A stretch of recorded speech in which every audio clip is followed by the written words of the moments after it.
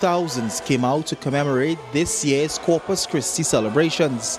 This year there was a break from the tradition, as the Mass was held at the Queen's Park, Savannah, rather than the Cathedral of the Immaculate Conception.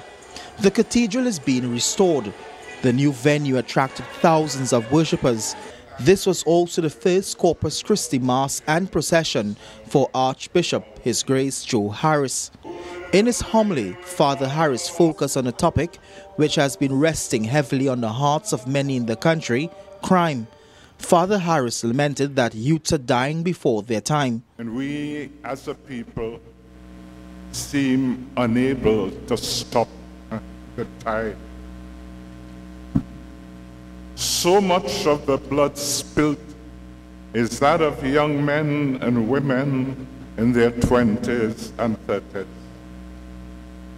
So much of the blood spilt is that of young men and women with great potential for the good of the country. All that potential going down the drain. Not only believers were in attendance, but various schools from across the country took part. But during Mass, Father Rochard fell ill, but just for a short while. His Grace explained that sin is the greatest factor to the bloodshed in TNT. He says that he must commend the NGOs for attempting to hold society together. Sin and injustice, and which ultimately are the cause of so much bloodshed. Eucharist is always thanksgiving.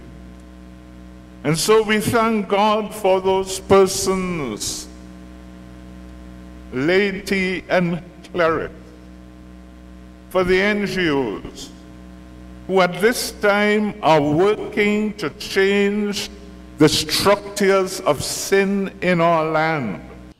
The procession this year took the route of leaving the Savannah and down to Independence Square, with the Eucharist in front of the procession, a mark of Corpus Christi, meaning the body of Christ.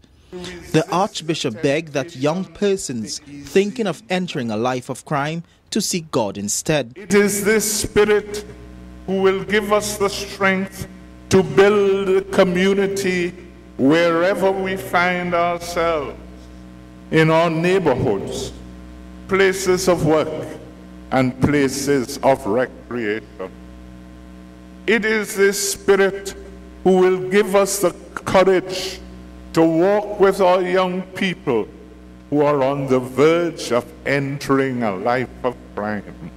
For CNC3, I am Otto Carrington.